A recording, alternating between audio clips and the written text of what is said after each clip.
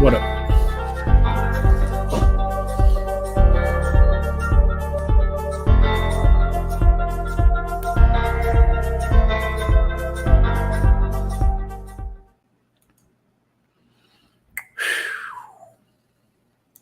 All right. First and foremost, I'm going to start like this. Heavenly Father, I come to you today to give you the praise and honor that you so rightfully deserve. I ask that you give me the guidance, give Sherman P the guidance, give any guidance to the guests who we have on to be able to say things that are guided through your words and through your spirit. Allow us to be the vessel of your will and your word, your will and your way.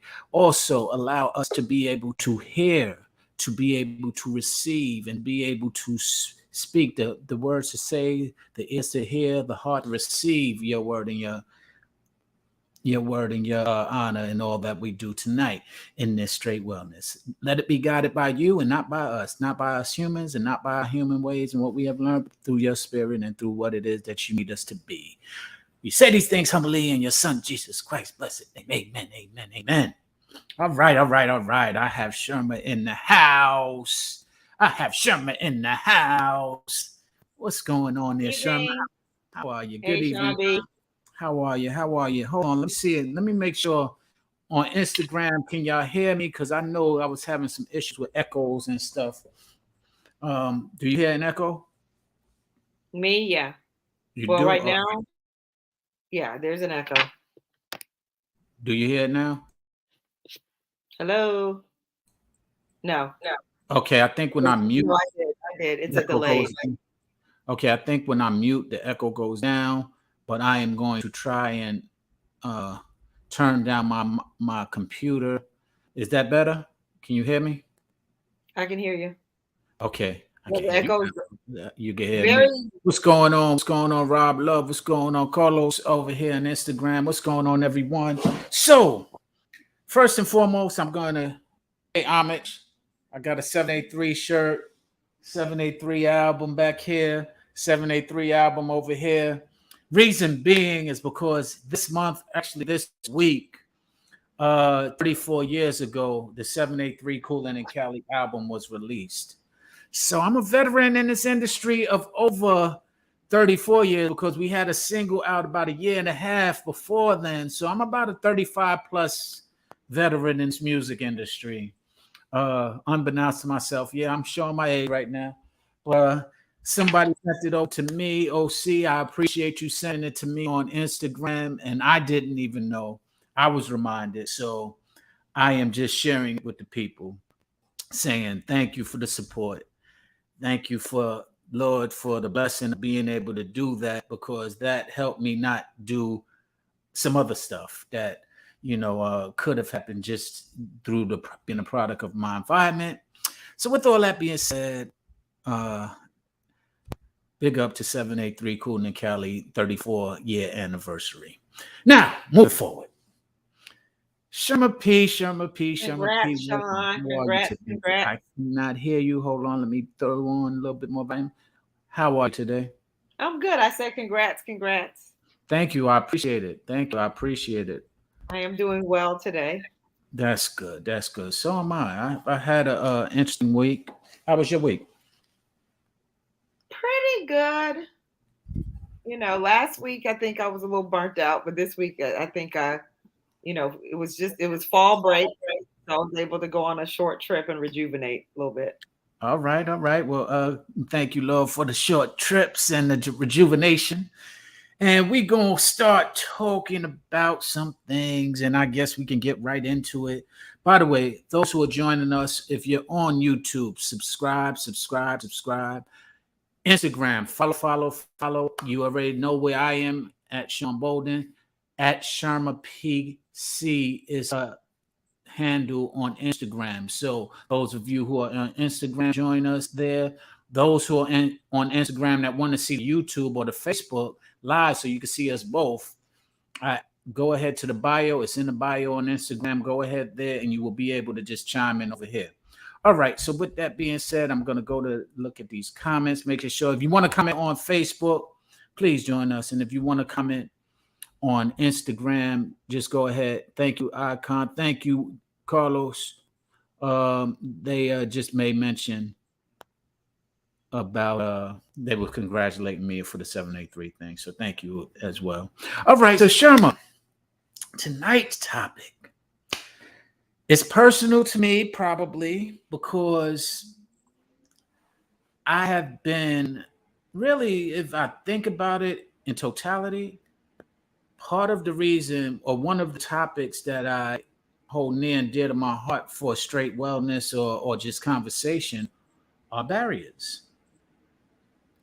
So, barriers to me are something that I think will help out relationships. And I'm not talking romantic relationships, I'm talking about all relationships, business relationship, family relationships, friendships, romantic relationships.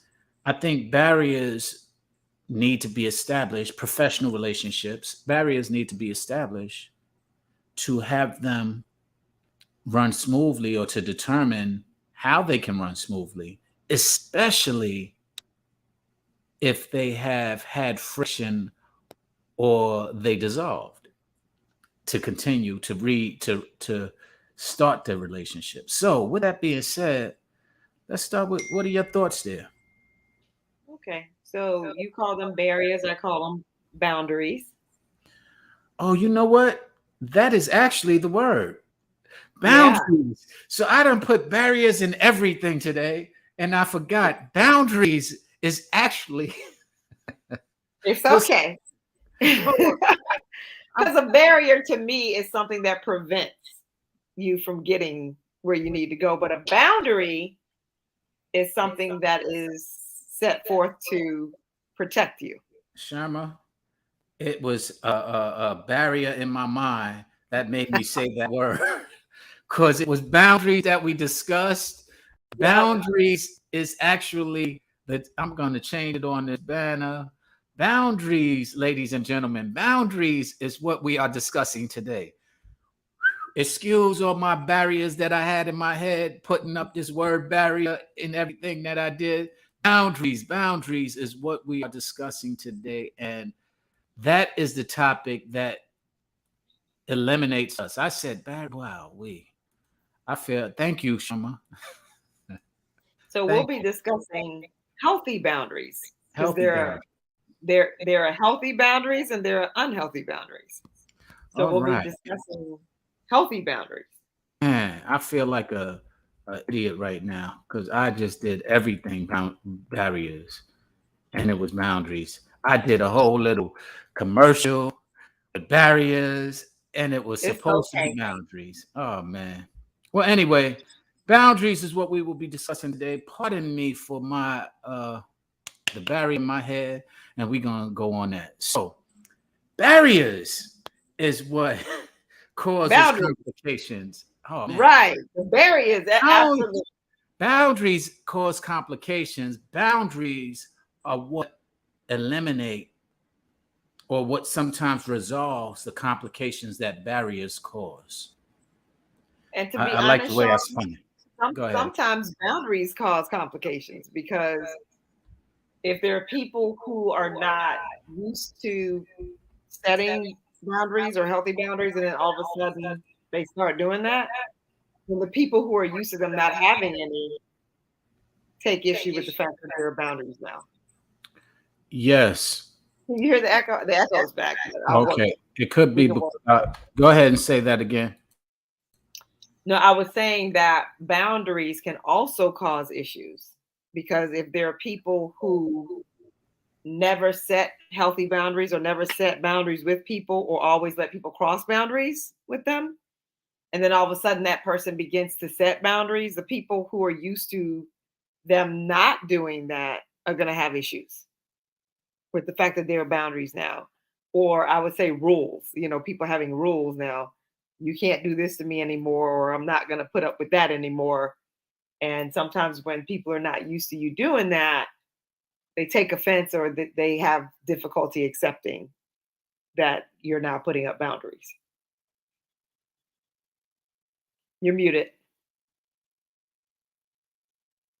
I agree. I agree wholeheartedly. And those What's a boundaries. boundary for you? Like what is your definition of a boundary? Or how do you see boundaries? I have no specific idea. I mean, no general definition of boundaries. Boundaries are specific to the relationship that I have, depending on what's necessary. For example, in the workplace, the boundaries are to respect my coworkers like I would ask for respect. I don't getting my work and duties done that are asked of, and not to do any more unless it's something that I choose. So that's work. In a relationship, boundaries are whatever we decide our agreement between one another should be. And that can look a lot of different ways. There are a lot of different relationships. There are friendships, there are romantic relationships, which have subcategories like open relationship, monogamous. There are different boundaries that are set depending on whichever relationship it is. So I don't have, but I'll speak to you about some of my specific boundaries that I have set, or that I have recommended or suggested in relationships that I've had. My daughters, let's start there. The boundaries that I have with my children. I actually have boundaries that are aren't always recommended. I allow them to say openly whatever they feel. I don't put any boundaries on limiting their expressing themselves. I actually invite them to express themselves openly, however they like. Some people say don't use profanity. I don't condone. I mean, I don't suggest profanity, but I say if you need to curse at me, go ahead and curse. I just want you to say what you feel.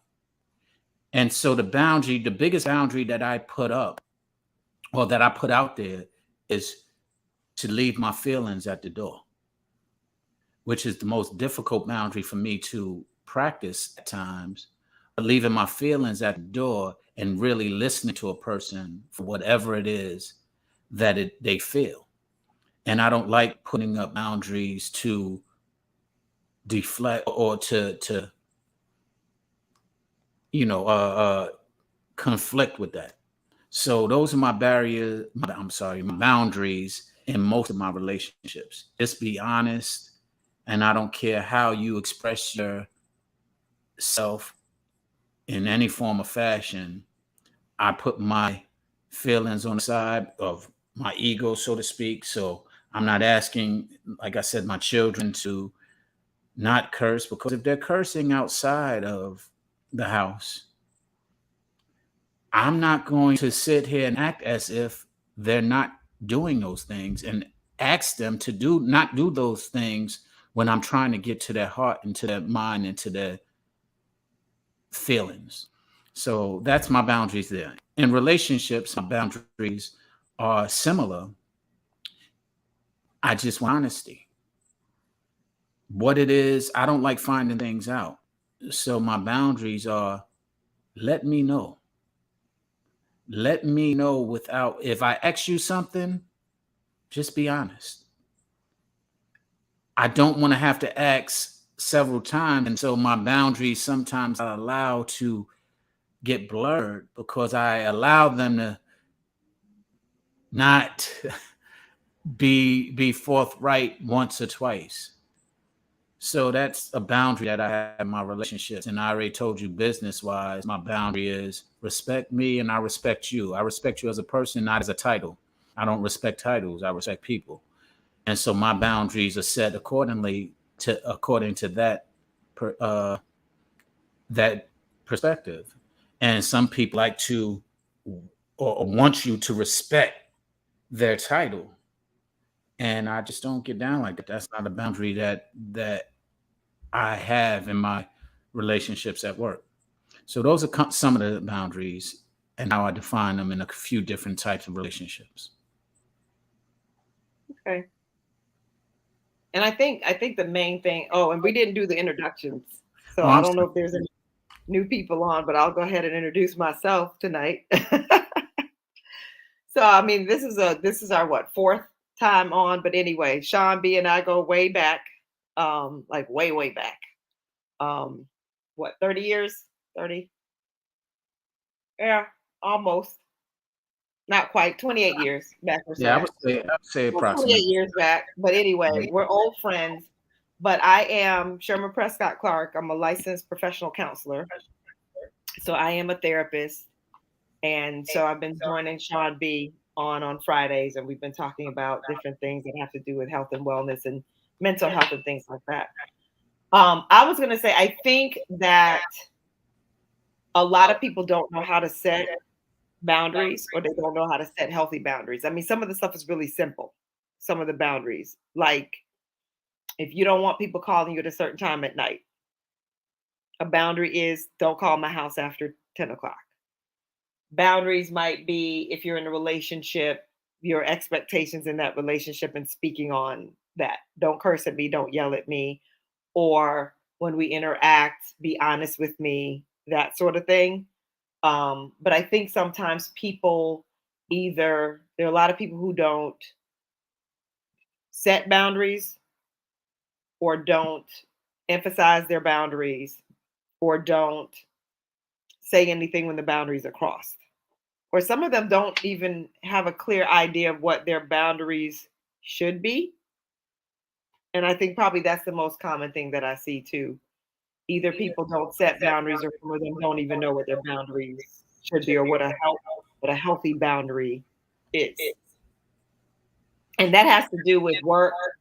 It has to do with friendships. It has to do with relationships. I think the hardest one is family, setting boundaries with family members.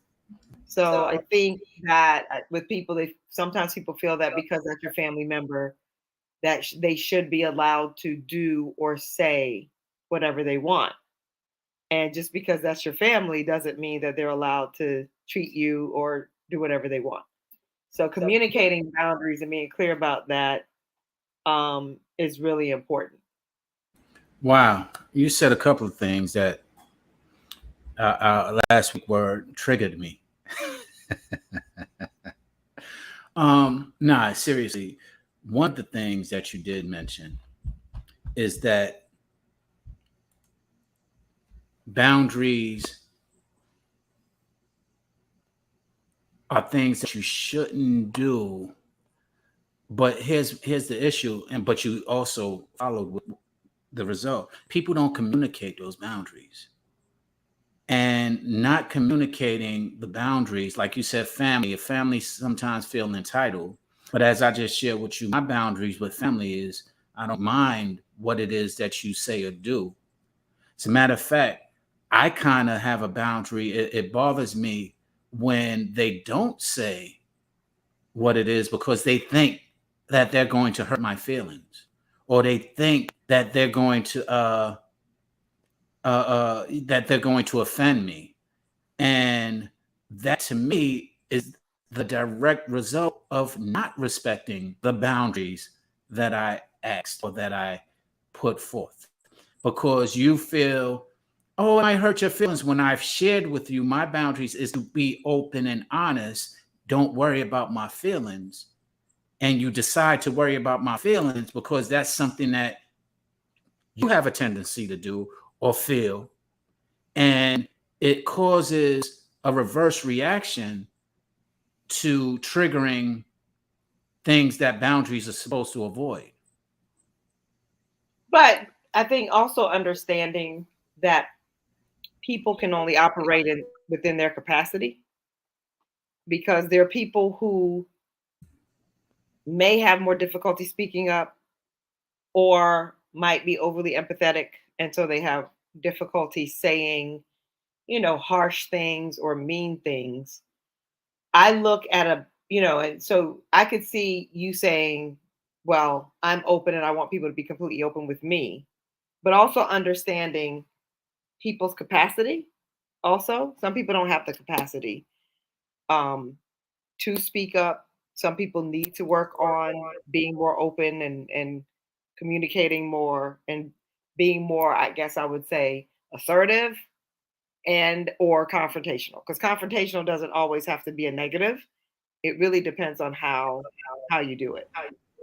Well, the funny thing is, I don't believe confrontation is a negative ever, but that's not my belief. I believe that confrontation, and this just came to me by Pastor A.R. Bernard. He said the truth is confrontational. Was his example. He said because confronts you to have to deal with some of the things that you have been possibly denying, or some of the things that you have been disguising, or some of the things that have been untrue. And he said, but also confrontation does not have to be combative. Right. And Absolutely. that was the distinguishing word that helped me understand the positivity of confrontation. Because I've always had the ideal and mindset that confrontation is what usually results in respect. You know, when for example, in boxing, until you actually go in the ring and square up with somebody and engage with them, the respect level is different. The same with if in war, and I'm using these terms that a lot of people don't agree with because they could sometimes be described as barbaric. But the point that I'm making is they do exist. And what happens as a result to some of those things, where there is a deep admiration or respect, it often comes from conflict or confrontation, basically.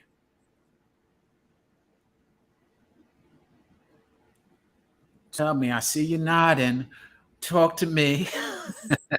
Tell me what Well, that no, I nod mean, is I about. agree. I think everything is approach. I think everything's an approach because if someone is uncomfortable with someone being what is seen as aggressive, and that's a boundary issue where someone would say, "Hey, you can talk to me about anything, but don't yell at me or don't curse at me." If you in turn, if someone in turns around and starts yelling and cursing at the person, they've crossed the boundary, and that's where you would say, "I asked you not to yell at or curse at me." So that's what I mean, being clear on how you communicate with someone or how you approach someone. You could call it respect. Um, but like I think people sometimes don't are not clear with what they accept and what they don't accept, what they want and what they don't want. And I think a lot of times in relationships, when people get into romantic relationships, they struggle a lot more with that because you get with your partner and you feel like they're supposed to know. They're supposed to read your mind. They're supposed to know I don't like this or I don't like that. When in fact you need clear communication in saying what you want and what you don't want. And a lot of people struggle with setting boundaries or calling people on things when they cross that boundary. I think there was a topic that we had talked about once before in regards to when people are in romantic relationship, what they allow or what they don't allow.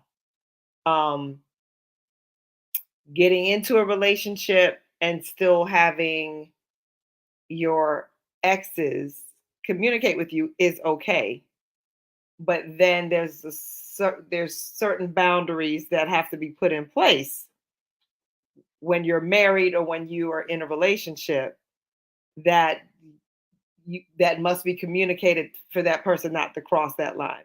It has to be communicated, but also once it's communicated, the person needs to be aware of not crossing that line because then it's a boundary issue. Um, Ooh. for example, Go ahead. for example, I got some too. I got some too. for Go ahead. example, I know people who either get married or end a relationship with one person and they enter a relationship with the other person. And if it's an amicable split where they're still cool with each other, um, I've known people who still keep that person as a confidant and still are in relationship with that person, and like having them still hold their secrets, running to them for advice, still treating them the same way as they were when they were in the relationship, rather than talking to their new boyfriend, new girlfriend, husband, or wife. And that's kind of where the boundary issue is. And then the other person doesn't say, hey, they shouldn't be keeping me in that space. Because people can be egotistical. They want to stay in that space, they want to still feel important to that person. But once you're in another relationship, you have to be careful about how much authority, for lack of a better word, you give your exes if you're friends with them, in regards to them being privy to information about your new relationship. Does that make sense? The privy about your new relationship, privy to information about your new relationship, kind of threw me a little because, the specifics that actually, to your point, need to be determined. Like, for example, I share with people all the time, and moving forward in a relationship that I'm going, and I share with my exes that if I'm going to be in a relationship with you and we still are friends, and I've had several of my friends who I mean, actually, all of my past relationships I'm still friendly with, but I make it my business to introduce my new relationship to them, even to the point of introducing the two people to one another and establishing a boundary in doing so, because I know for a fact, and this is something that most people don't might not agree with, but it's easier for me to violate a boundary when I don't know the person, because I have compassion and consideration for others. If I'm So able, explain that, Tom. How does that look? Like now, what? how What? does that look? And this is what because I if I know about your ex, for example, and I don't know them, if I see you and I'm flirting with you and you flirting back with me, I'm not going to be concerned with what that ex thinks or feels or is thinking about. Whereas if I met that ex and you introduced me to them, hey, this is my man, and we had a exchange, I might now have more consideration or compassion about how they feel. And a lot of people don't even understand the concept. Don't even So, understand it. so you seeing that woman with a man doesn't give you pause to find out what the,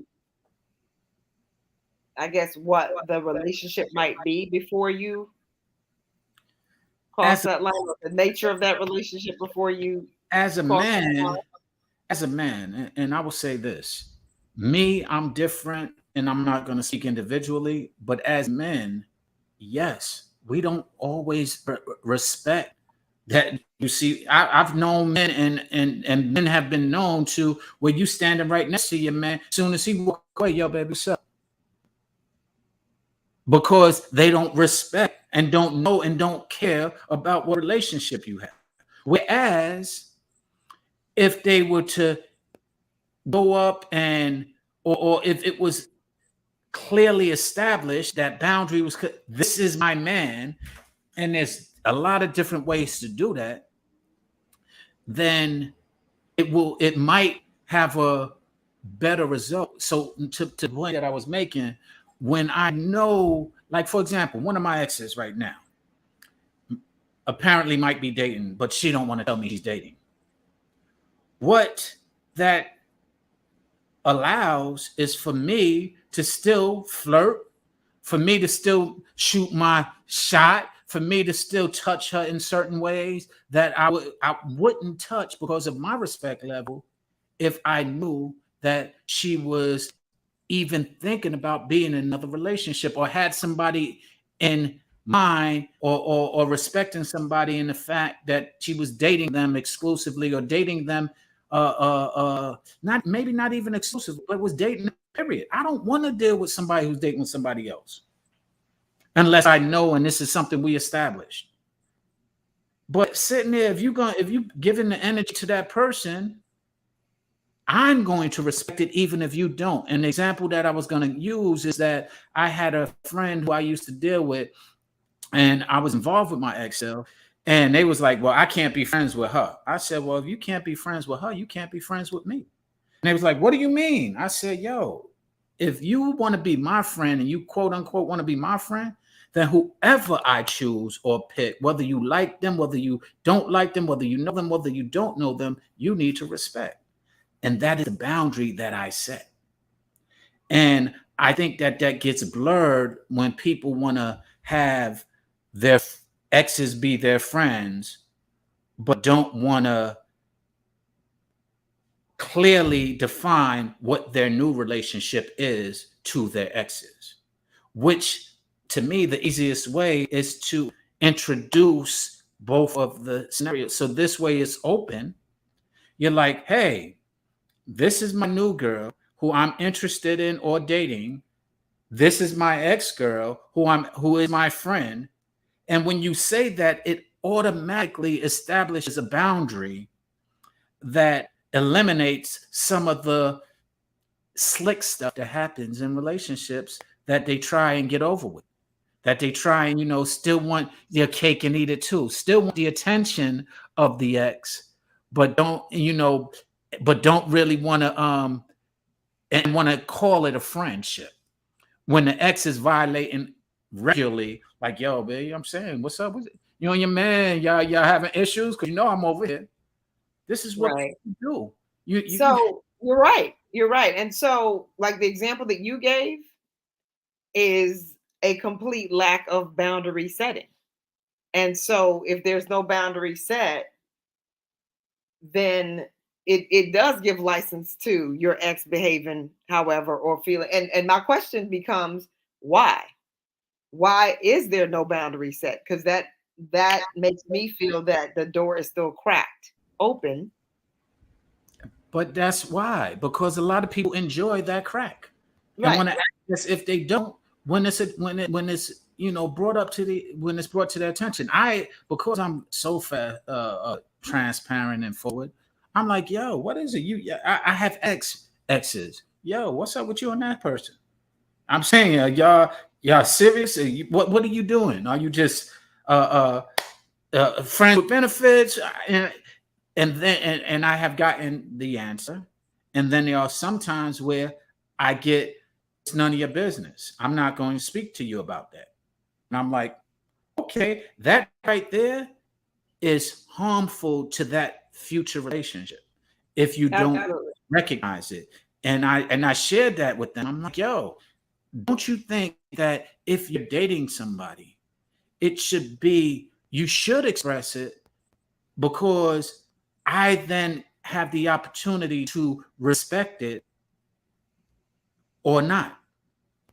But you ain't even given the opportunity to respect it. So I'm just going to continue as is, which can cause discrepancies and issues in that future relationship because it's going to come out one way or the other. Right. So I remember there was a couple and they had two children. Mm. Um, so they had two children together and then they broke up. And when they broke up, the woman entered another relationship and she ended up having a third child with her in her new relationship. So because she had two children with the other man, he was a good dad, still coming around, still being very present in the children's lives. Her and her new guy lived together and they had, as I said, they had one child and the other person had two with her. But whenever her ex came around to see the children, she behaved with him as if he was kind of, the lack of a better word, head of the household in a sense. Her current man was there, but she would ask her ex to fix things, do things around the house. And when I was in their presence, I could see that the new boyfriend kind of would always take a step back when the ex was there with the children or helping out around the house.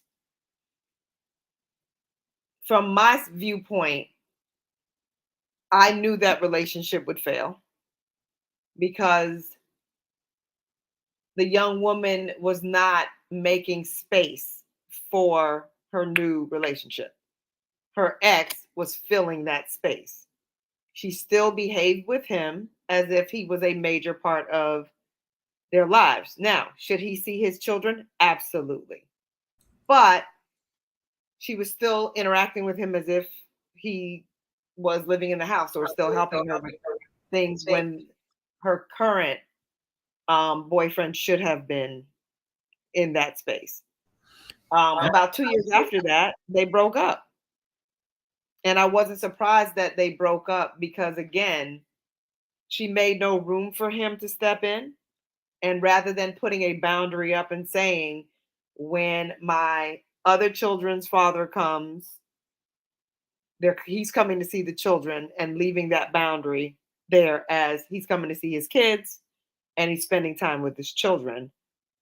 Rather than doing that, she's still interacting with him as if he still lived in the house, still asked him to fix things, do favors, run errands. And her current boyfriend really felt inadequate and kind of felt like there was no space for him. And so that relationship unraveled. And so ending relationships and setting clear boundaries that the relationship has ended. You could be friends with your exes, but there has to be a clear boundary as to how you interact with your ex, especially when you've entered a new relationship. And I agree with that. And it's interesting in your example. I don't know if it wasn't that they didn't have boundaries, because obviously they did, for them to be in the same house with one another. It's just establishing boundaries that will fairly or adequately, as you use, serve both purposes in both relationships. Because it's kind of tricky from a man's standpoint to be in both of those situations. It's tricky being in the place of, this is my child's space and I'm there for a reason for my child, whatever reason I'm there, and not do certain things that I would do naturally for my child, regardless of where I'm at. And it's tricky for me if I was that other child father. Whew, that just went somewhere else in my mind. Well, but the thing about it is, she was no longer living with the ex. She was now living with. I understand that. That's what I'm saying. That I walk into their house, but I'm in their house for a reason, means that a boundary is already set. Now, clearer ideas or indication, that's personalities now that we're speaking about. Because his personality could have been like, yo, let me help you with that dog. If you came to my house and you were I'm still engaging. Nah, I got that, bro. And so I'm establishing boundary, which is sometimes necessary when your significant other doesn't know how. Now, if your significant other starts fighting against that, that's a whole nother issue. But sometimes it isn't fair for the significant other or that woman in the relationship to only be the person to establish the boundaries. That's where a man needs to step in and say, all right, this is what it is. Because he obviously already knew, they already established and understood, you are with her now and I am with her then. I have 2 kids, you have 1 kid. So that was already established and the respect was there. But what that respect looks like is where it gets cloudy. And that sometimes doesn't have to do with boundaries, but has to do with personalities.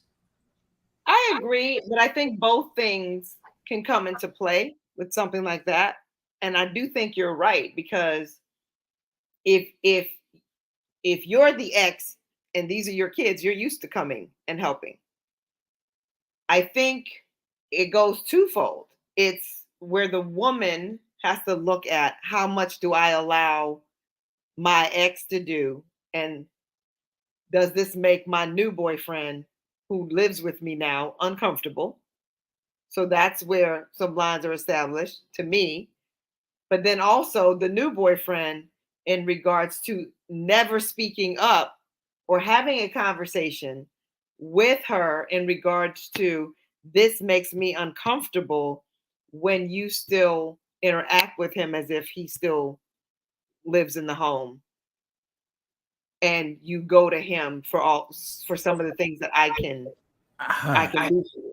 And see, this is where we get this overlap. Like, for example, my mother just said on Instagram, she should have let him know what the new boundaries are. While I understand that, women, that ain't your place. Let the man let the other man know. And it will establish the whole. I know that's what you're feeling. Listen, Um, please listen. okay. Please listen.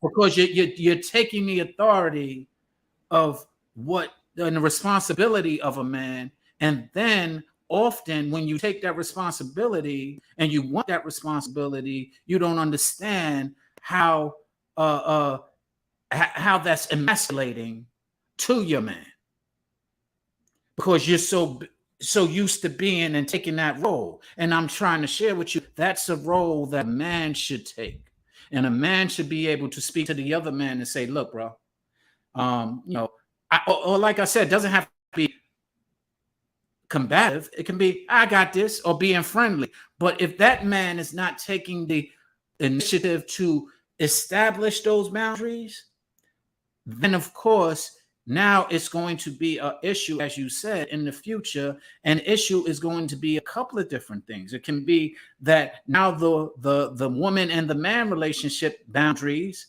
are unclear because the woman again is taking that position. I got this. That's my baby father. When in fact, no, I am the man in your life now.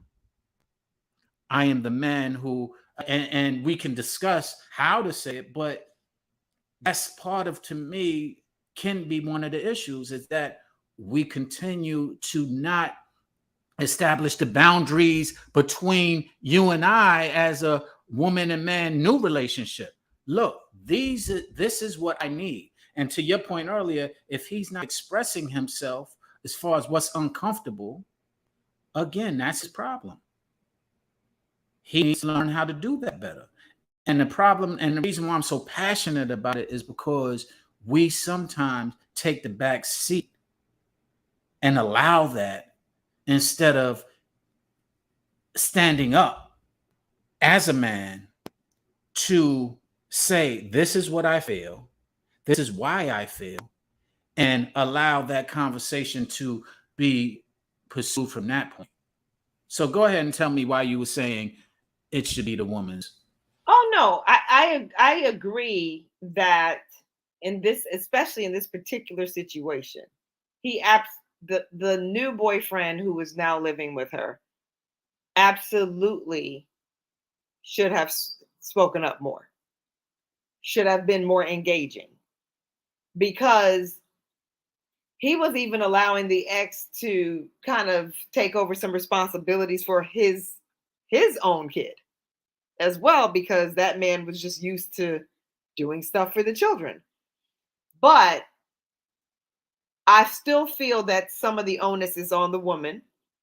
I would say in the beginning of the relationship, saying that I'm in a new relationship. We are going to be living together.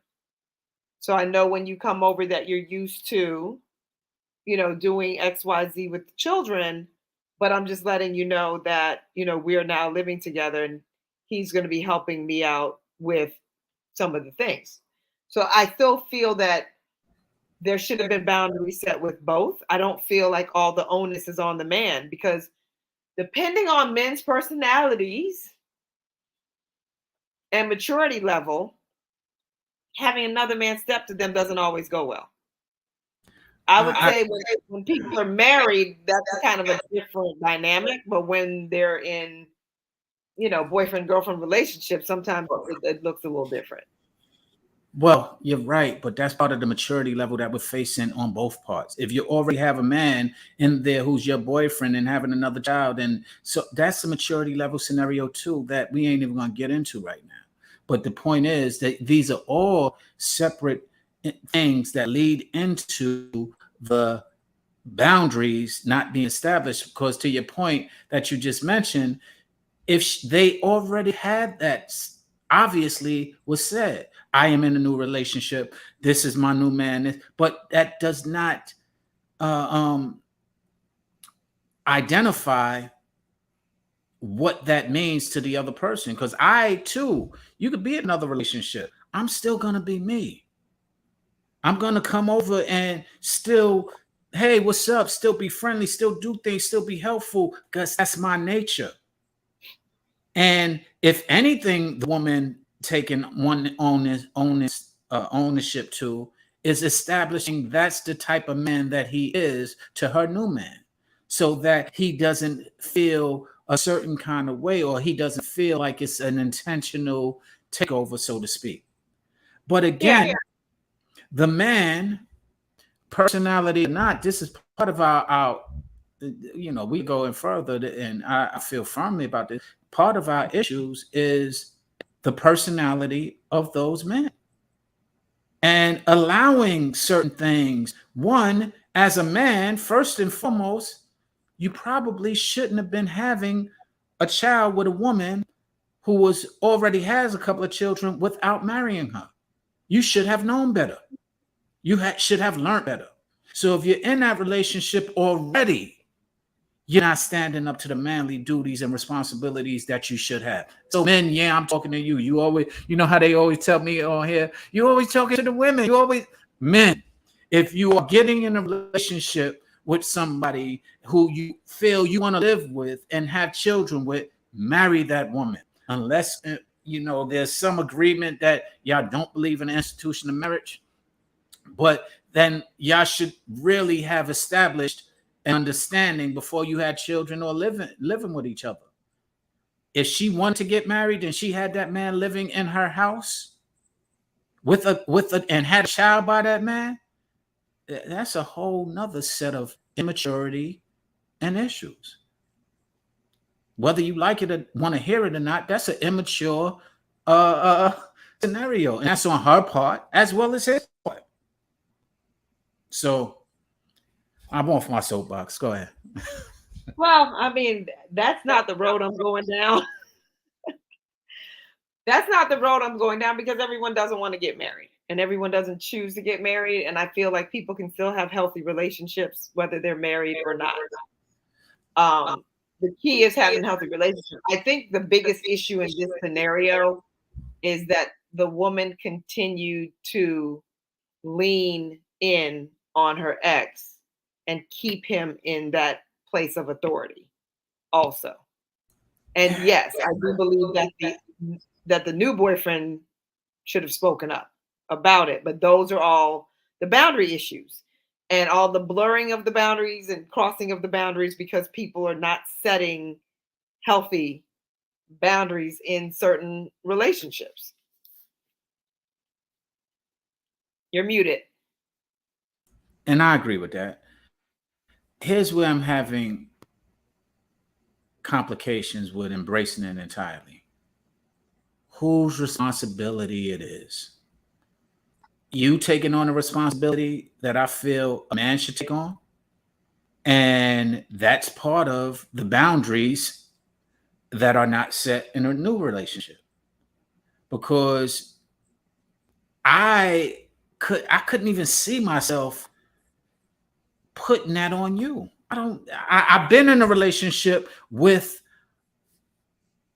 a woman who has had children by other men. My daughter's mother is married to another man. I've been around both of these men and relationships, and the woman couldn't tell me anything about what I was going to do, meaning my ex, my daughter's mother, or my current, when it came to that man. And for her to even try to is out of pocket me. Why? That's just out of pocket. Like, yo, let me go ahead and I'm going to do it. I'm going to listen to her concerns. I'm going to listen to how she feels about it and consider that in my approach.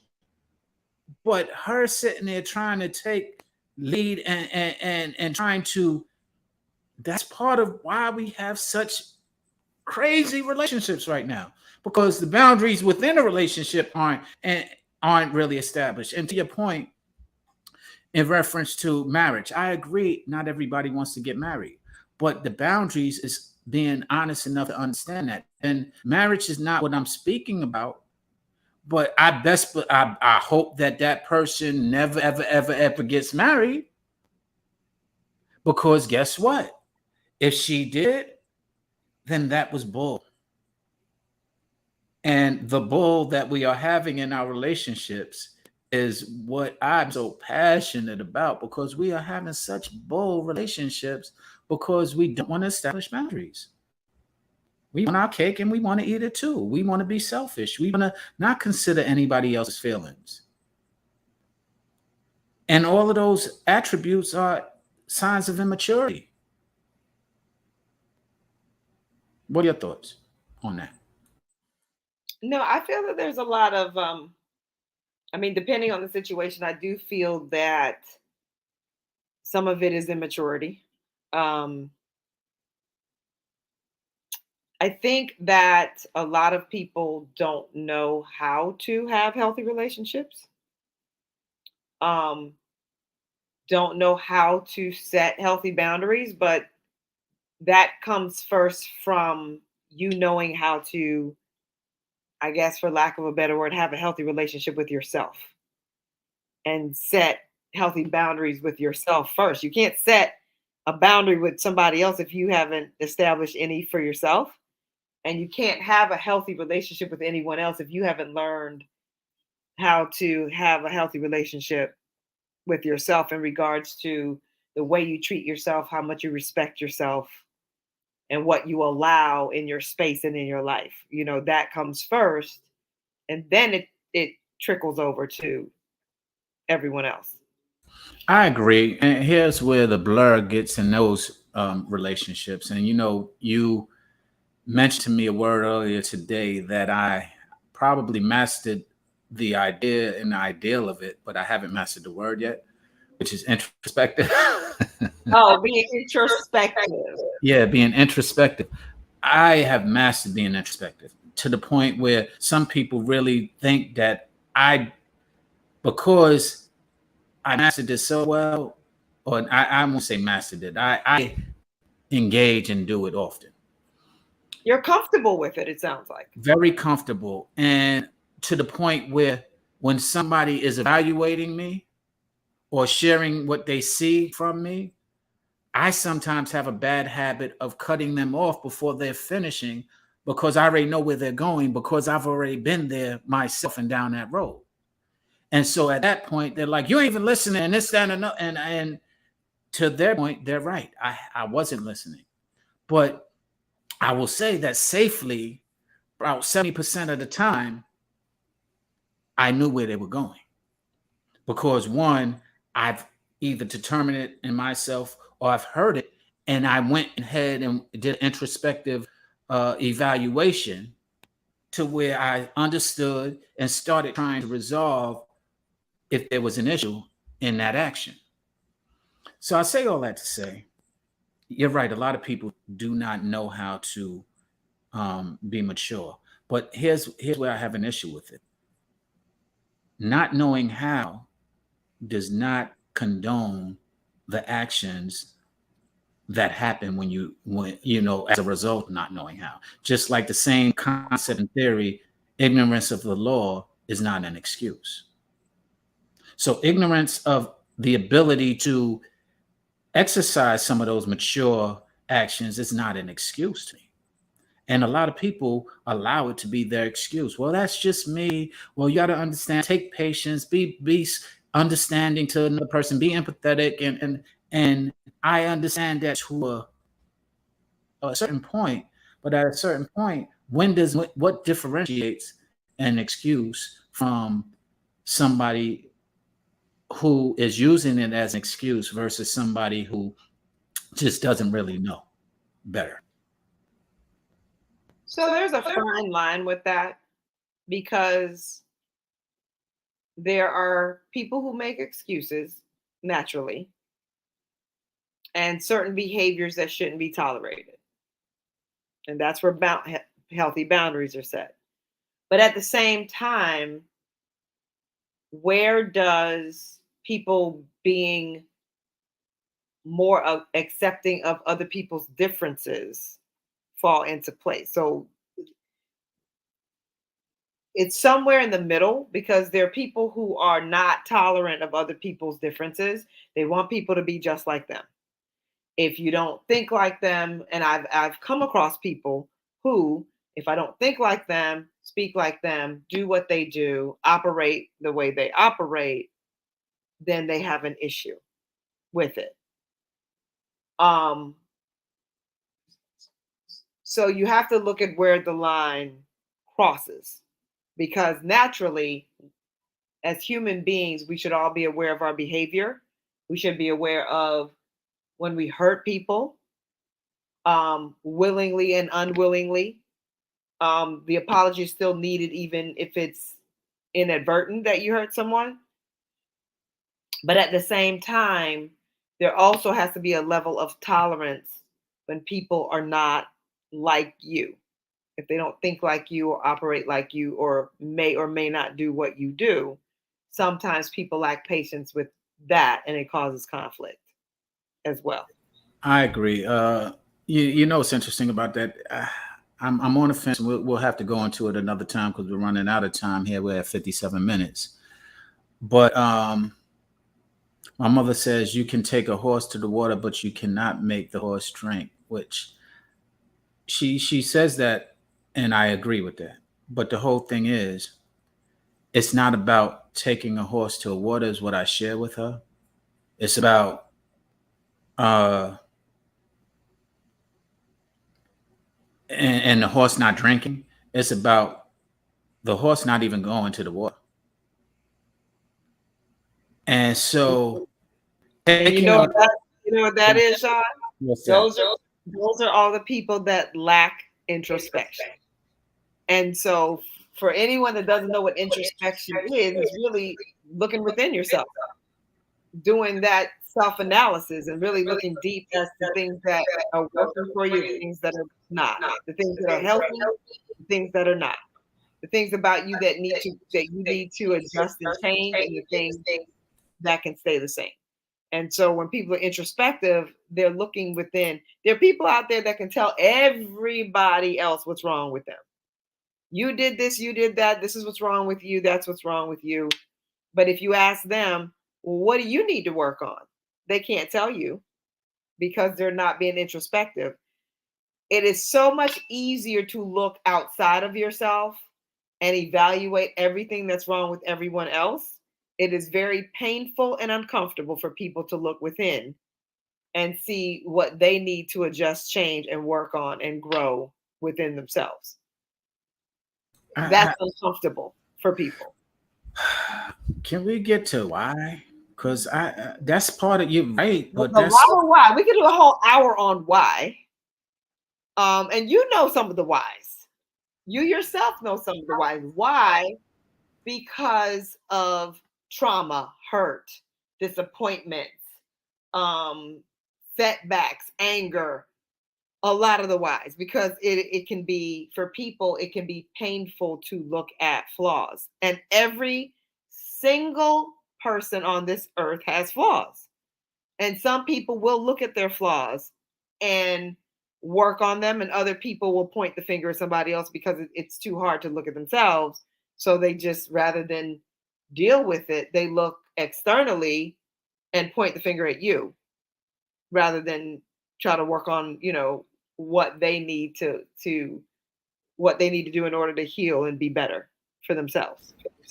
Okay. Well, what about, because it says it's when a person is ready, it's a comment that my mother said.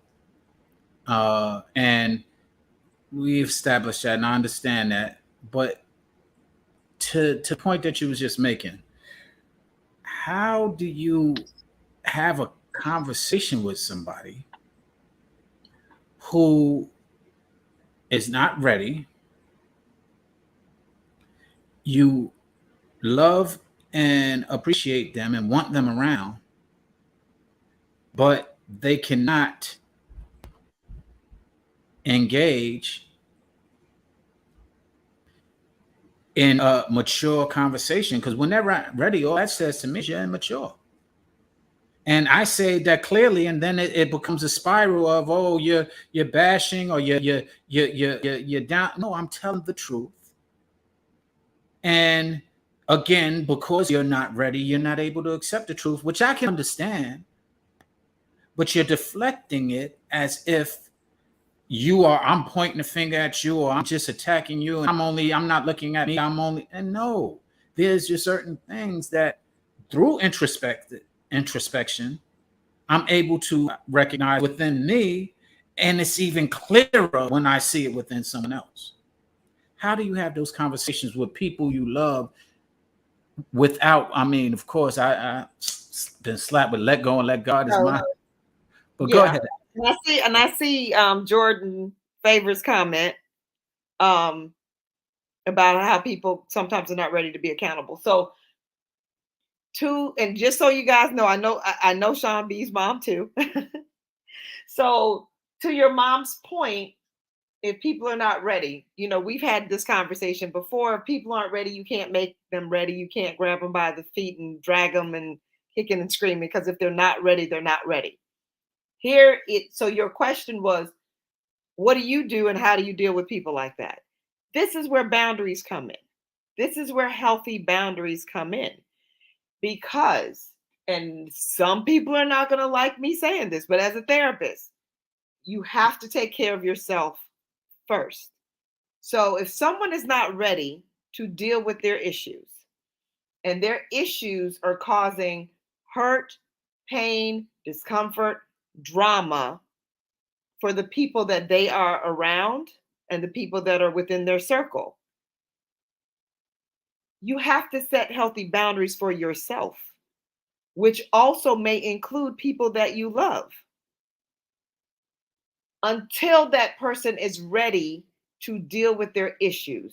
If their issue is causing pain, discomfort, and chaos in your life, boundaries have to be set by you in order to protect your peace. And that might include disengaging or putting distance between you and that person that's causing chaos in your life until they are ready to deal with their own issue. And when we don't put a boundary up and we allow the chaos, then we are keeping ourselves in unhealthy, toxic relationships and situations. Wow. No matter who it is. Wow. And it's interesting. I'm just gonna read a couple of more comments. It's when the person is ready, is what my mother said. And this was said, and they may not know it's a trauma. And I understand that now more so than anything, after conversations. And she said we can openly speak about the conversation we had. So that's the only reason why I'm doing so. But when after the conversation that we had with my mom, and she realized that she had been through some trauma that was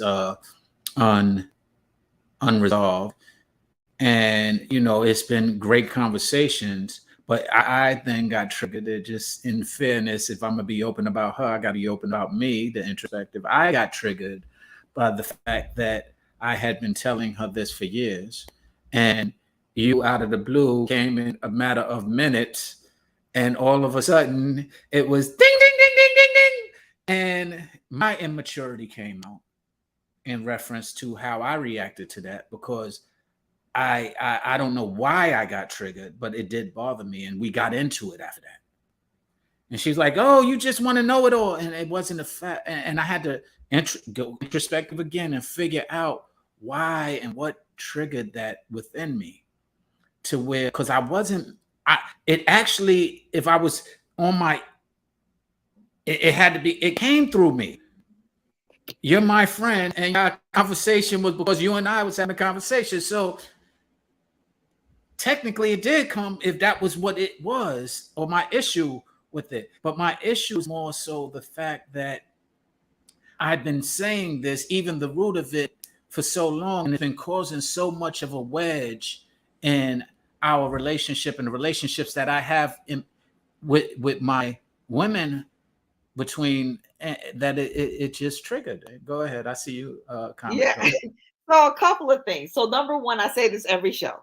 I'm a therapist, but I'm not here to do therapy. I'm just here to give advice. I'm here to give opinion, professional and unprofessional opinion. There's a lot of things, because I know you, personally, but also within the conversation, I have a lot of, which I won't discuss right now. I have a lot of thoughts about why that triggered you. And a lot of that comes from old stuff that you have that I won't get in, and not even old stuff that I know about. Just I can see and understand why it triggered you. And I won't get into that part right now because that's personal to you. And then I'm doing therapy, and I'm not here to do therapy. Right. I'll share with you after. Right. But I will say this. I do feel that your mom was able to receive it from me, because I know you're like, wait a minute. My mom hasn't talked to Sherma in how long? And within 10 minutes, Sherma says this, and she accepted it. And yeah, that would piss me off too, right? If I'm talking to my mom or a family member and somebody else comes in, I'm like, wait a minute. I've said this to you for 5 years, and Sean B comes in and says it in 10 minutes and you accept it. I feel, and mom's online, so she could tell me yes or no, but I feel like mom accepted this from me because it was a non-threatening thing. I have no history with mom. There are no emotions behind what I said. Mom has never hurt me. I have never gotten into an argument with your mom. I'm a non-threatening person. And so she can receive it from me, I think, because there's nothing behind it.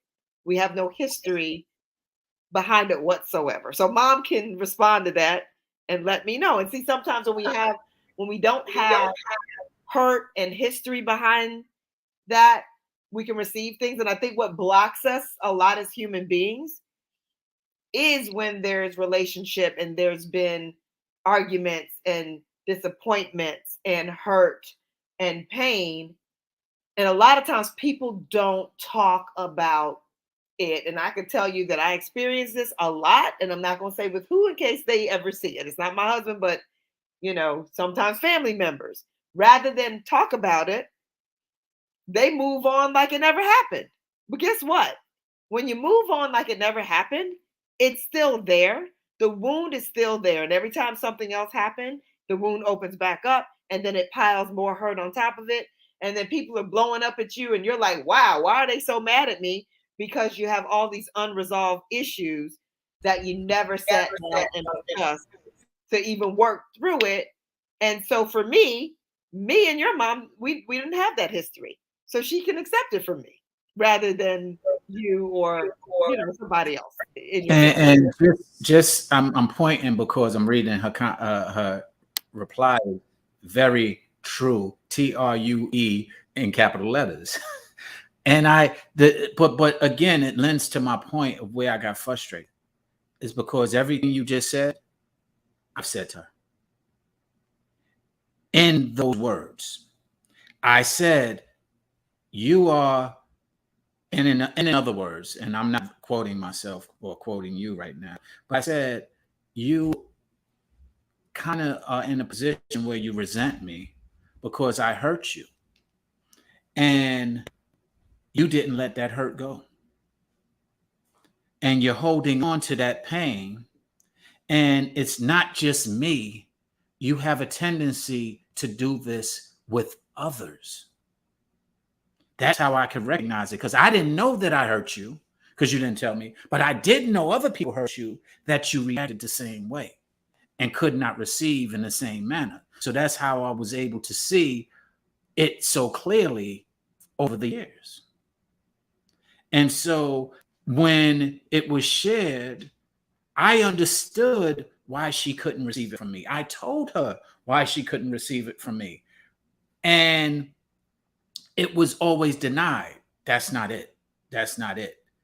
And to her, in fairness to her, she didn't recognize it, is what I learned through conversation you and her had. And so it's hard for me to swallow, frankly. That's where I'm working introspectively. But it's still, I'm embracing it better, because I'm like, okay, I don't want to say, because I used to feel like she was lying, denying. And people, my exes who have been the same way, because I'm attracted to that, apparently. And I recognize it so clearly a mile away. And instead of me, as you said, creating a boundary of walking away, what I learned from that situation, between that conversation you and my mom had, is that I do need to walk away. I called it let go and let God, because I will just continue to re-traumatize the person, and it will re-traumatize me as well, because the not being trusted by someone you love is traumatizing for me. That's very traumatizing, despite all of the things that could have happened, arguments, hurt, and pain, because they hurt me as well. Difference is, I have been able to resolve or get over it honestly, in my opinion, and they are holding on to, and I guess I haven't entirely gotten over it, if I'm being Thank transparent. you for thank you, Sean B. Thank you, thank you. I was gonna say That's thank you introspective. for saying that. Yeah, that's Thank you for saying that, because what I was gonna say to you, and again, I'm not doing therapy, right. but we can end here. There was some level of validation I feel that you were looking for that you didn't get again in that moment from mom. And that's why the trigger came when she accepted what I said and not what you said.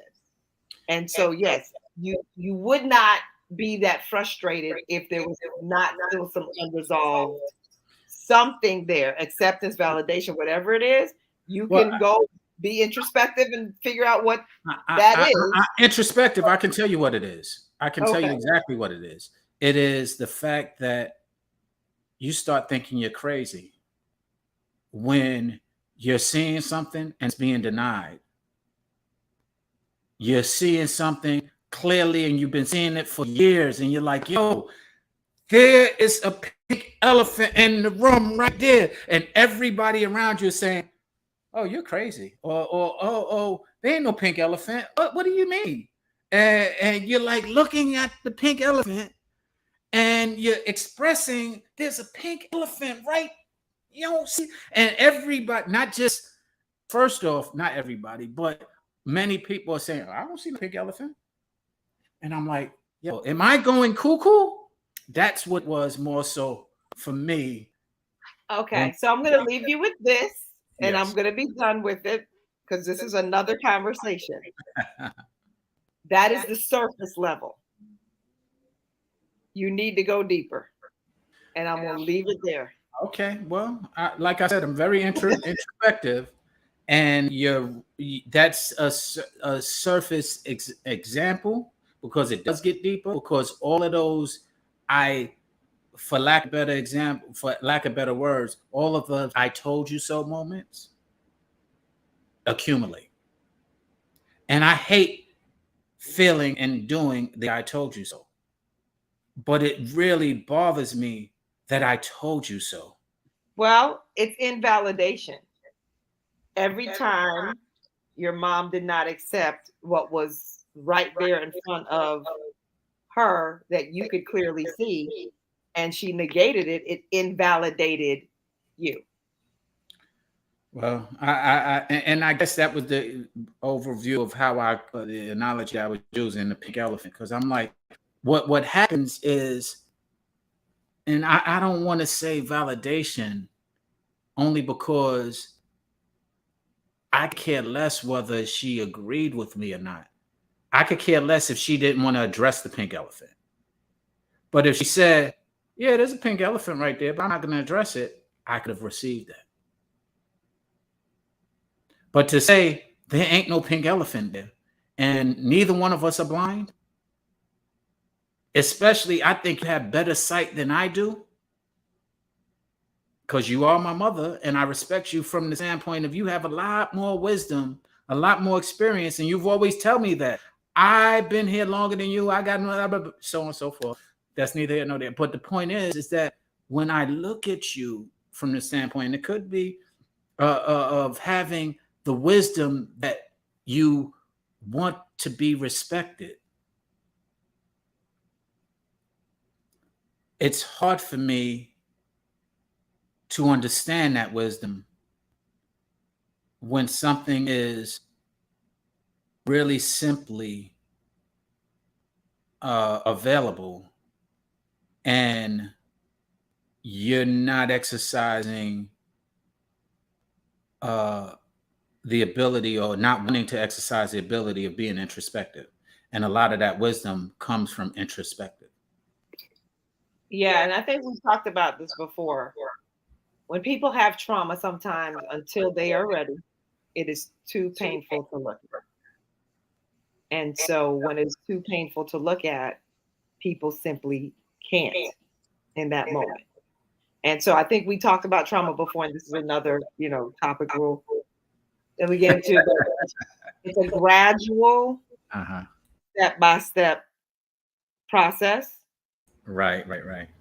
Slow, gradual process in order to, one, recognize trauma, two, deal with trauma. And as Black people, I don't, as Black people, I'm not saying white people don't have trauma, they do. But Black people, we have a lot of trauma and we have inherent and genetic trauma in our DNA. So we even pass trauma down generation after generation. And so I think that this generation has been way more open to looking at trauma, looking at unhealthy relationships, speaking on mental health, wanting to become more healthy because we come from the suck it up and keep going since slavery days. And so we pass the trauma down. It's in our DNA. And so I am really happy to see how much more open people have been and are becoming to looking at it and really starting to address their mental health. Absolutely. So, and thank you so for that. We're going to leave it there. But I love your mom. I love her too. And I know you love her. I know you love her. You know what's funny is her last comment was, it's not about us, it's about boundaries. But again, true with Sean, like I said, whether it's your mom, your dad, your sister, your brother, your cousins, your co-workers, your friends, your spouses, if people are doing things that are not healthy for you, you have to set that boundary until that person's willing to address it. I agree. And let me say something. Boundaries to my mom right now. I lost you, she said. She came back. She just came back. Okay, Ma, you established the boundaries that you was okay for us having talking about conversations openly. And now you're like, it's not about us. So I'm trying to respect the boundaries, in other words, but it needs to be clearer. If that's something you're uncomfortable with, you need to allow me to understand that, because I wouldn't speak about it in this space or anywhere if that is a boundary you want to set.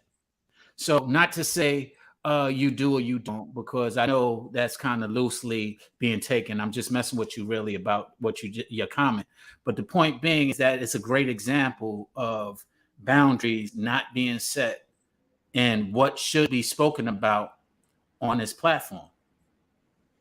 And how much of it? And And how how much? much of it? Because sometimes people are okay with you being vague or surface, but really having that conversation about how much should be and discussed.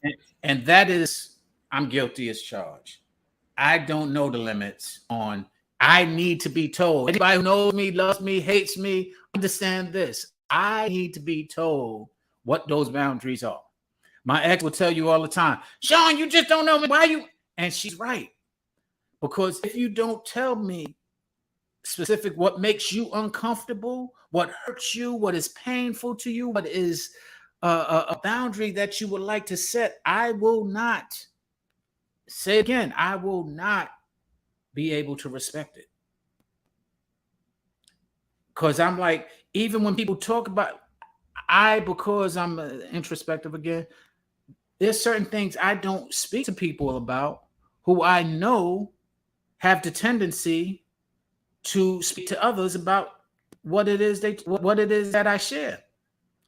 So when they feel they know me, they might not know me because I'll give you an example. A good friend of mine used to say, "Yo, Sean, you don't tell me nothing." And I said, "No, I do tell you things, but I'm discreet about what I tell you, because I know that if I tell you, you're going to tell the world. And I respect and understand that about you, nor am I trying to change that about you. I'm like, hey, that's just who you are. But I know that because of who you are, I cannot say every and anything to you, because it's not about me not trusting you with my information.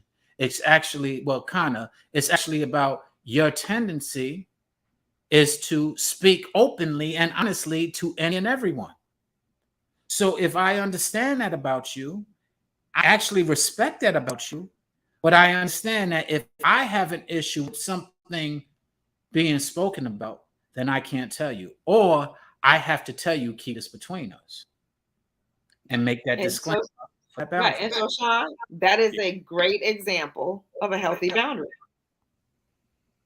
because you know that person and you know their capacity. And so, I can only reveal or tell this person so much of my personal life or business. And so that's a clear example of setting a good boundary and a healthy boundary, because guess what? If you tell that person more than you need to and they share it, then it's on you, because So you're aware. Exactly. So you setting a healthy, that's a good example of healthy boundaries. Knowing who you are, knowing other people's capacity and what you need from them, and you speak on that and you set a boundary right there in now, regards before to we how you leave, interact with people, how people treat you, and what you need, what you need from them. absolutely. Now, another thing that before we leave, of course, this was a boundary. Transparency is a boundary as well. Some people feel like they can't be transparent, or prefer not to be transparent. And the reason why I bring it up is because some people say that I like transparency and I invite transparency and I want transparency. And some people say that they want it but cannot deal with it. And so the point that I was making in knowing a lot of these things, when you know yourself, it's easier to accept. And the exercise of what I just showed, transparency, I want to be very clear to everybody. Where I showed a healthy boundary, as Sherman just shared with me, was a healthy boundary. I want to be clear with everybody here why and what I did. One, I didn't give information. But the most important thing that I did that made it a healthy boundary is I told them that I wasn't telling them and why I wasn't telling them. Because often we just do it and we keep it from a person, and then it causes a disconnect because you used to tell them and you didn't tell them why you stopped telling them. And now you don't have the rapport and they can sense it even though you're not saying it. And that becomes unhealthy. And it's so often done by people naturally. Oh man, they told my business, so I ain't gonna tell them nothing no more. And they don't tell the person that they're not telling them anymore and why they're not telling them anymore. But the person's senses picks up that they're not being as open and not being as transparent with them. And then it forges a further wedge, or it forges a wedge in the relationship that can sometimes you can't come back from. Agreed. Great example. And you know what? You being that forthright and open and honest with that friend has a choice to make. That friend can either be, the word that we were using today, introspective, and look inside himself and say, you know what? This is causing a problem in the relationship. Maybe I, am sharing too much information, and they can choose to be, hold your information and keep it confidential and private, or they may choose to continue being the way they are, but at the same time, then they're perfectly aware of why you are not being as transparent, not, telling people personal, sensitive things. But it gives them the opportunity to choose how they want to operate and how they want. Transparency and boundaries helps people choose how they want to be in relationship with you, because everything's on the table. This is what I accept. This is what I don't. This is why. And it gives people the opportunity to decide how they want to be in relationship with you, because they're clear. They know what's going on. So they're clear about that now. There's no secrets. There's no misunderstanding. Everybody's clear. And so I think that makes for better relationships and healthier relationships. But, it's difficult for human beings to do, it's difficult for people to do it. But really, that's the goal to having healthy relationships with people, friendships, healthy family relationships, healthy intimate relationships. Agreed. Man, healthy relationships are built on a foundation of trust. Trust is something that takes vulnerability, being able to share vulnerable scenarios with people, and more importantly, you said something that, man, you said some people are sensitive about certain things, which I can agree, and that to me is part of the biggest issue that we'll address one day, sometime in the future, is how sensitive or how not to be sensitive. I always say, which is insensitive. I ain't worried about your feelings. Let's don't tell me about your feelings. Remove your feelings and things of that nature, which is a very insensitive thing for me to do and say. But at the same time, that sensitivity is really the root of a lot of our issues. And being able to respectfully not be as sensitive. You can be sensitive, but you have to be honest about that sensitivity and how it truly destroys you or makes you feel. You can't be brave and or posture like it's whatever, and yet you're sensitive. Because a person like me sees that a mile away, and that's why will bring to your attention, and then I'll get triggered because you'll be like, no, I'm not sensitive. And I'll get triggered because that's that elephant in the room to me.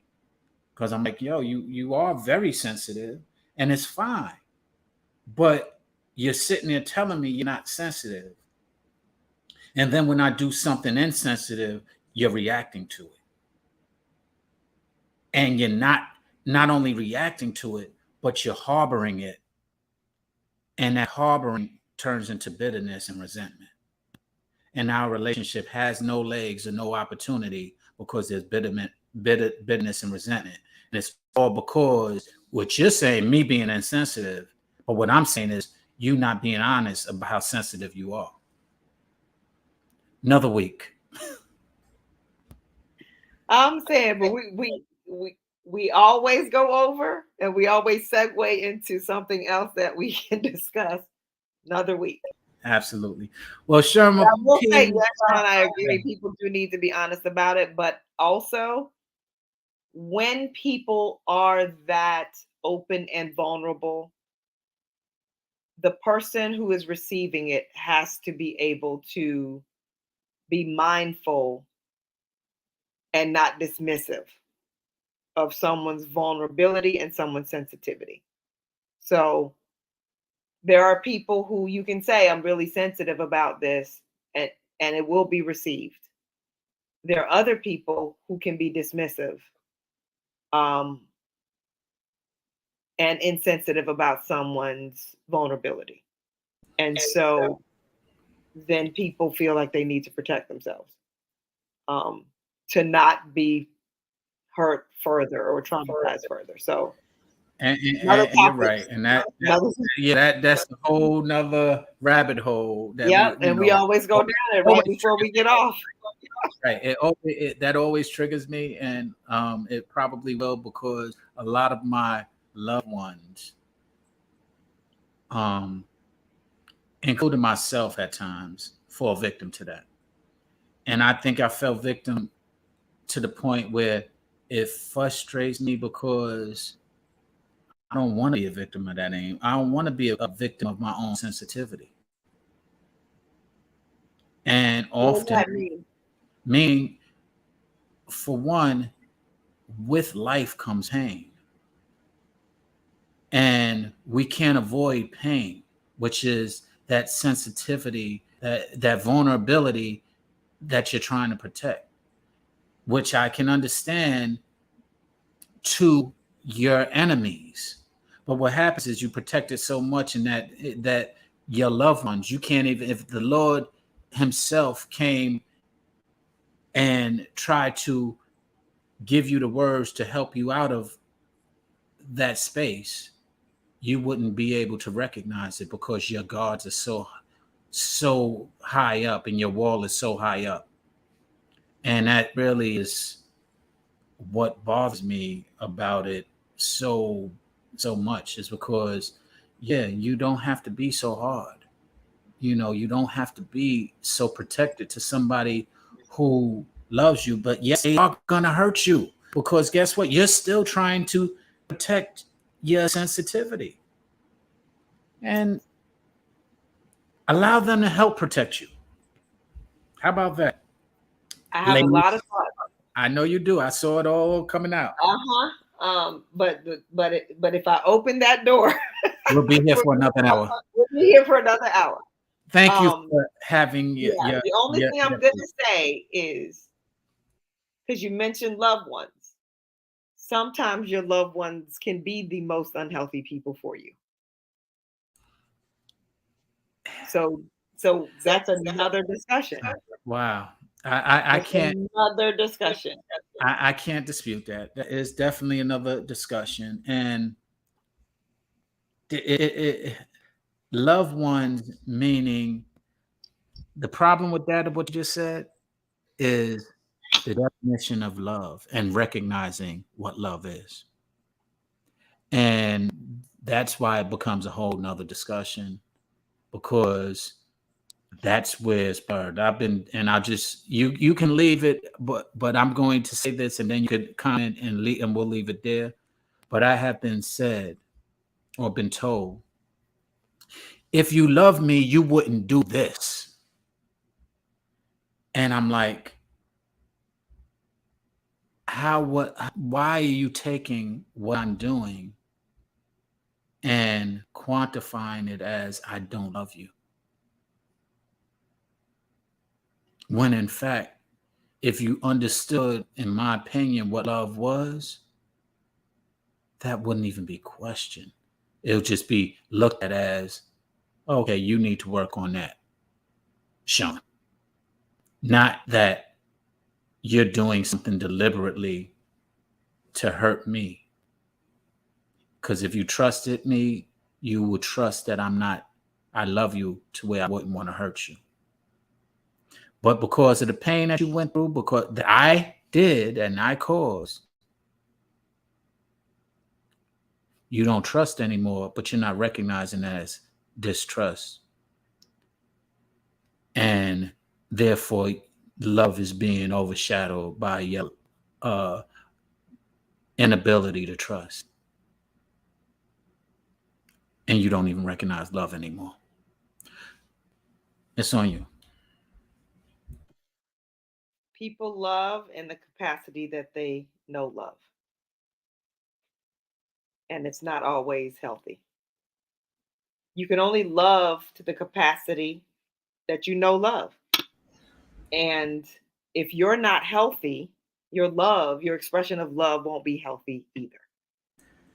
And Sherman P. Clark, that's why I love you. Because I couldn't have said that better. Thank you, Sherman. You're absolutely right. And if you want to finish, I'm sorry to interrupt, but that's why I love you. No, that's all I was going to say. Because we can say we love someone, but my expression of love is going to look different than your expression of love. Someone else's expression of love is going to look different. And, that's all I can say. You love, it doesn't mean that that person doesn't love you, but you can only love in the capacity that you know love and understand love. And if you're not healthy, your expression of love will not be healthy either. And so we can talk about that at another time in more detail. I don't know. Something else. I wish I had some sound effects. You always do that at the end. You need the ball. That's because you just bring it out of me, man. So till next time, Sean B.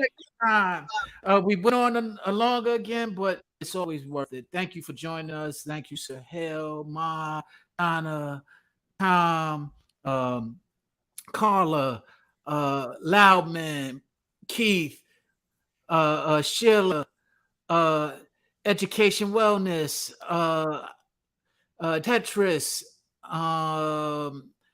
Remy Cummins, Michael Myers, Neil Starr, Terica, Donna, Jordan, 213818, Ezekiel, A Smooth, LA Hill, Sky, Carlos, and all Rob Love, all those who I didn't mention who joined us, all those who will watch this, subscribe, share. We thank you. We'll be here next week. We'll be here the week after that. Next week, we will be talking about grieving, y'all. Grieving will be next week. That will be the topic of discussion. Look at this. We got it early on. I've never been this ahead of the game. So next week we will be talking about grieving. We'll have a guest with us, and it will be a very good, interesting conversation as well. So Sharma P. Clark, thank you again. This is why we love you. And by the way, you got fans. By the way, you got fans because it's who come here regularly. Don't go nowhere else that I am doing any live. They tell me I can't wait to see Sherma. So wow. I'm serious. All jokes aside, I was gonna say either that or they're just available on Friday, which is okay with me. No, it's not. I'm really serious, and you are making an impact on people, and I thank you for it. Just your insight is very well received, and if you don't know it, I'm letting you know. Just FYI. So well, thank you guys. Thank you for tuning in. Hope to see you again next week. Absolutely. So love to the family. Your husband, what's up? Can't wait to see him back on again. Your daughter, of course. My husband has taken up swimming, so that's what he was doing while we were on. Okay, here we go. I'm sure our last comment. Thank you, Sean and Sherma, for great insight, great tools to grow. Thank you, Jordan, for coming on. thank you for coming on. And that right there is what motivates us to continue on. And we thank you for it. Share this, please. Like, subscribe. Again, we will get into a different space and place in the future. But right now, we just enjoying the fact that we can have some great conversations and open conversations without them transitioning into arguments, because we've known each other long enough to where we respect each other and not get and don't get offended by our differences. So with that being said, we encourage everybody else to have conversations despite the differences so that we're able to, as Miss Jordan said, uh, give great insight and great tools to grow. So with that being said, uh, and look at this. Watch this. Next week is grieving, but watch this. I'm